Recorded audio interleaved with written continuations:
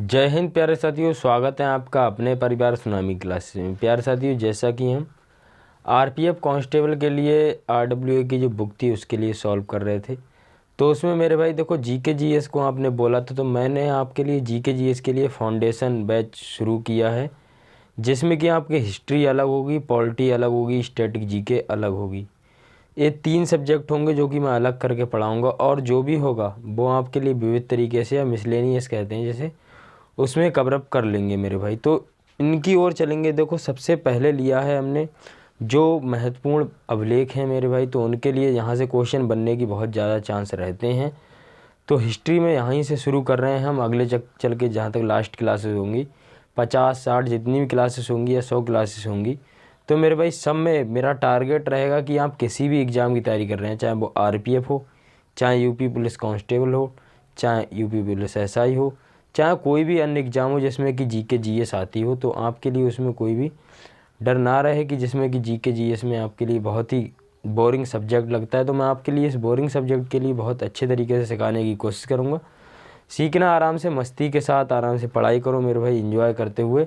अगर math reasoning पढ़ना चाहते तो डिस्क्रिप्शन में लिंक दे रखा है मैंने, तो आप वहाँ से जाकर पढ़ सकते हैं। ठीक है भाई, चलते हैं। देखो, सबसे पहले क्या है, देखो अभिलेख और शासक एवं अभिलेख की विशेषताएं, मतलब कि कौन से शासक ने इसके बारे में बताया है और कौन सा अभिलेख है। ठीक है भाई, और इसकी विशेषताएं क्या क्या रही हैं। ठीक, देखो सबसे पहले मेरे भाई बात करेंगे हम हाथी गुम्फा अभिलेख की। हाथी गुम्फा अभिलेख को तिथि रहित अभिलेख भी कहा जाता है। यहीं अगर आपसे क्वेश्चन में पूछा जाए कि हाथी गुम्फा अभिलेख को और किस नाम से जाना जाता है, तो आप क्या कहेंगे? तिथि रहित अभिलेख नाम से जाना जाता है। क्लियर होगी इतनी बात? ठीक है। अब इसकी देखो किसने बताया था इसके बारे में, हाथी गुम्फा अभिलेख के बारे में किसने बताया था? तो कलिंग राज खारवेल ने बताया था। क्वेश्चन आता है कि हाथी गुम्फा अभिलेख के बारे में किसने बताया था, तो भाई कलिंग राज खारवेल ने बताया था। वहीं दूसरे की ओर चलेंगे, दूसरा है जूनागढ़ अभिलेख। जूनागढ़ अभिलेख देखो, इसे और किस नाम से जाना जाता है? गिरनार अभिलेख के नाम से जाता है। तो ऐसे ही पूछ सकता है कि जूनागढ़ अभिलेख को और किस नाम से जाना जाता है, तो आप बता देंगे कि गिरनार अभिलेख के नाम से जाना जाता है। वहीं अगर मैं बात करूं इसके बारे में किसने बताया, किसने इसकी जानकारी दी है, तो रुद्रदामन ने इसकी जानकारी दी है। रुद्रदामन ने इसके बारे में मेरे भाई बताया है। क्वेश्चन आए कि किसने बताया, तो रुद्रदामन ने बताया है। वहीं अगर मैं इसकी विशेषता की बात करूं मेरे भाई, सुदर्शन झील के बारे में बताया गया है। अगर क्वेश्चन आपसे पूछे कि सुदर्शन झील के बारे में किस अभिलेख में वर्णन है, किस अभिलेख में बताया गया है, तो आप क्या कहेंगे? जूनागढ़ अभिलेख में बताया गया है। ठीक है। तीसरे की ओर चलेंगे, तीसरा है नासिक अभिलेख। नासिक अभिलेख की बात करें तो मेरे भाई गौतमी पुत्र ने इसके बारे में बताया है। मेरे भाई गौतमी पुत्र ने इसके बारे में बताया है। आपको बताना है कि गौतमी के पुत्र का नाम क्या था। कमेंट में बताना है गौतमी के पुत्र का नाम क्या था। ठीक है। तो वहीं तीसरे अभिलेख की बात, नासिक अभिलेख किसने बताया? भाई गौतमी पुत्र ने बताया है। इसमें किसका वर्णन है? सप्तकर्णी तथा 7 वाहनों की उपलब्धियों का वर्णन किया गया है। जैसे आपसे पूछा जाएगा कि सप्तकर्णी तथा 7 वाहनों की उपलब्धियों का वर्णन कौन से अभिलेख में है, तो मेरे भाई नासिक अभिलेख में है। नासिक अभिलेख में है, कोई दिक्कत नहीं होगी, आप बता देंगे आसानी से। चौथे की बात करें, देखो भाई प्रयाग स्तंभ अभिलेख। प्रयाग स्तंभ अभिलेख की मैं बात करूं, देखो भाई समुद्रगुप्त ने इसके बारे में बताया है। वही समुद्रगुप्त जिसे कि नेपोलियन कहा जाता है। अगर आपसे पूछा जाए कि भारत का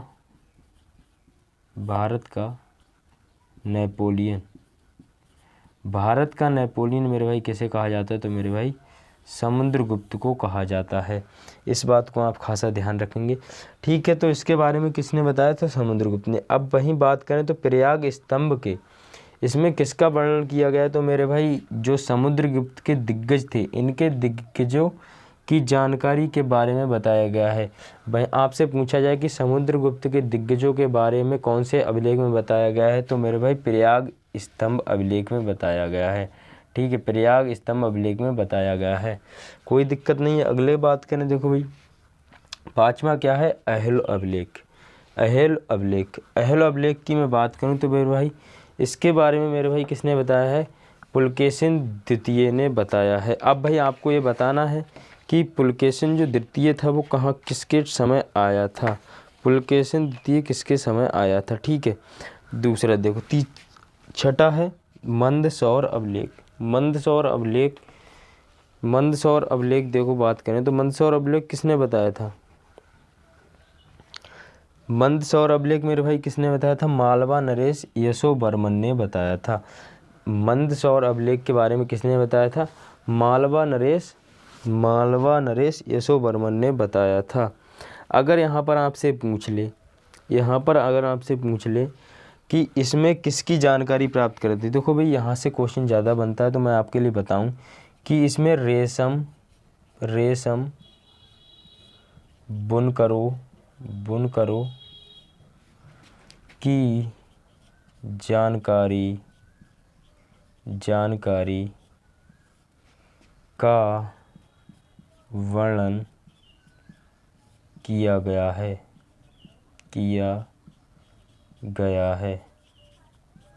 ठीक है, देखो मंदसौर अभिलेख के बारे में किसने बताया था, तो मेरे भाई मालवा नरेश यशोवर्मन ने बताया था।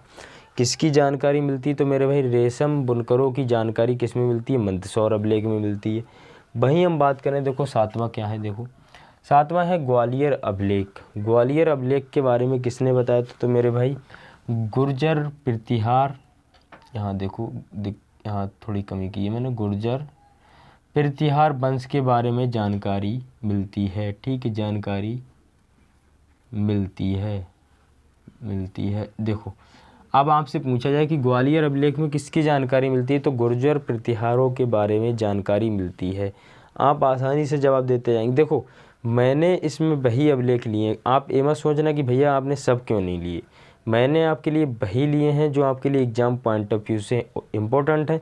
तो आप ये ना सोचें कि भैया आपने सभी क्यों नहीं लिए, भाई सभी नहीं लिए हैं, फिर जीएस पढ़ाने का मतलब क्या रहेगा। अगर मैं एक तरफ से सबके लिए लिखा दूं, इससे तो अच्छा आप किताब से पढ़ लो, यहाँ आपको क्लास देखने की कोई ज़रूरत नहीं है, तो इससे तो अच्छा आप किताब से पढ़ लो। ठीक है भाई, देखो अगर आपको एग्ज़ाम पॉइंट ऑफ व्यू के तरीके से पढ़ना है तो भाई मैं जैसा पढ़ा रहा हूँ पढ़ो आराम से। जीके जीएस के लिए आपको कोई दिक्कत नहीं होगा, अगर हिस्ट्री से क्वेश्चन बनेगा तो जो मैं पढ़ाऊँगा वहाँ से बनेगा 100%।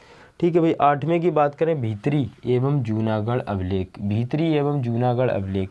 अब भाई इसमें देखो किसका वर्णन किया गया, स्कंदगुप्त हूणों पर विजय विवरण। देखो स्कंदगुप्त, इसके बारे में किसने बताया था मेरे भाई, स्कंदगुप्त ने बताया था।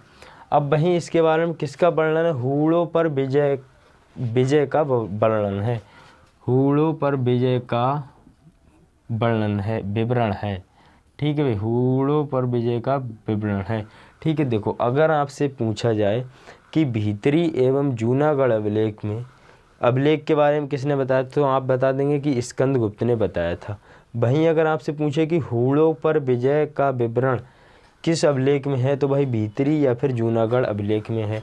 ठीक है, नवे की बात करेंगे भाई, बांसखेड़ा एवं मधुबल अभिलेख। मेरे भाई ये मोस्ट इम्पोर्टेंट है, परीक्षा की दृष्टि से ये वाला मोस्ट इम्पोर्टेंट है। अभी जो मुझे मोस्ट इम्पोर्टेंट लगे तो मैं आपके लिए बताऊं कि इनका खास आप ध्यान रखेंगे। ठीक है, देखो इसमें बांसखेड़ा एवं मधुबल अभिलेख में देखो हर्षवर्धन की उपलब्धियों का वर्णन किया गया है। आपसे क्या पूछा जाएगा, आपसे ऐसे करके क्वेश्चन पूछा जाएगा कि हर्षवर्धन की उपलब्धियों के वर्णन किस में किया गया, कौन से अभिलेख में किया गया है, तो आप क्या जवाब देंगे, बांसखेड़ा या फिर मधुबल अभिलेख में। ठीक है, तो 10वें की ओर चलेंगे। 10वां है अयोध्या अभिलेख। मेरे भाई ये भी बहुत ज़्यादा ही इम्पोर्टेंट है, क्योंकि अभी प्रेजेंट में अयोध्या के बारे में चर्चा चली है, तो भाई हो सकता है करंट अफेयर की दृष्टि से बन जाए, क्योंकि नाम सेम है, तो ध्यान रखेंगे इसके लिए। अयोध्या अभिलेख, इसमें देखो क्या है, शुंगों की उपलब्धियाँ। क्वेश्चन किस तरह से बनेंगे, अयोध्या अभिलेख में किसकी उपलब्धियों के बारे में जानकारी मिलती है, तो भाई शुंगों की। अब इससे इस तरह से बन के इस तरह से ही बन सकता है कि शुंगों की उपलब्धियाँ कौन से अभिलेख में हैं, तो मेरे भाई अयोध्या अभिलेख में हैं। ठीक, अगले बात करेंगे, देखो 11वां क्या है, ऐरण अभिलेख। इसमें देखो ये भी इम्पोर्टेंट है। ऐरण अभिलेख किस तरह से इम्पोर्टेंट है, यहाँ से इम्पोर्टेंट होगा, ये तो नहीं पूछा जाएगा। भानुगुप्त ने ऐरण अभिलेख के बारे में किसने बताया था, तो भाई भानुगुप्त ने बताया था। बट इम्पोर्टेंट क्या है मेरे भाई, सती प्रथा का पहला लिखित साक्ष्य कहाँ से मिला है, तो मेरे भाई वो ऐरण अभिलेख से मिला है। ये क्वेश्चन कई बार रिपीट हुआ है, CGL में भी आया है, CHSL में भी आया है, SSC GD 2020 वाले में भी आया था, यूपी पुलिस में पहले कई बार आ चुका है मेरे भाई। तो मैं आपके लिए कोई फेक वाली बात नहीं, अभी जो RPF हुआ था 2018 वाला, तो उसमें भी ये क्वेश्चन आया था। तो भाई इसके लिए आप ध्यान रखेंगे। ऐरण अभिलेख में मेरे भाई किसने बताया था, तो भानुगुप्त ने। इसके लिए स्किप कर सकते हैं, बट सती प्रथा का पहला लिखित साक्ष्य कहाँ से मिला है, तो भाई ऐरण अभिलेख से मिला है। 12वें की बात करेंगे मेरे भाई, बालाघाट एवं कार्ले अभिलेख।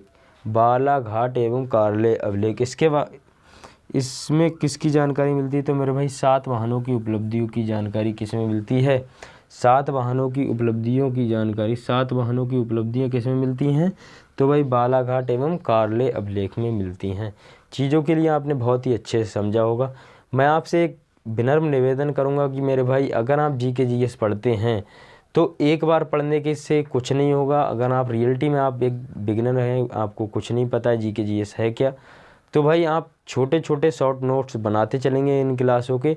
GK GS के लिए आपके लिए कोई दिक्कत नहीं होगी, आप धीरे धीरे करके रिवाइज करते रहेंगे, आपके चीज़ें माइंड में कंठस्थ होती रहेंगी, तो आप चीज़ों के लिए सीखेंगे। तो आपके लिए देखो डर लगता है कि GK GS हमें याद नहीं होता, तो भाई याद ना होने का कारण एक ही है कि आप लोग पढ़ते नहीं हो। पढ़ोगे तो मेरे भाई बिल्कुल चीज़ें याद होंगी। एक बार में याद नहीं होती, 2 बार में याद नहीं होती, 3 बार में याद नहीं, मैं 10 बार पढ़ूंगा, जब तक मुझे याद नहीं होंगी तब तक मैं पढ़ता रहूँगा। बट ऐसा भी नहीं करना है कि भाई 10 बार एक ही दिन में पढ़ डालना है। 10 बार मतलब कि 10 दिन लगातार, ठीक है। वो कहते नहीं, करत करत अभ्यास तेज जरमत हो सोयान, रस्सी आवत जात के सिल पर पड़त निशान। तो भाई वो बात एकदम बिल्कुल सही है। जब आप प्रयास करते रहेंगे तो चीज़ें आपको याद होती रहेंगी। यहीं पर क्लास के लिए मैं अंत करूँगा। मिलते हैं अगली क्लास में। जय हिंद, जय भारत, जय माँ सरस्वती।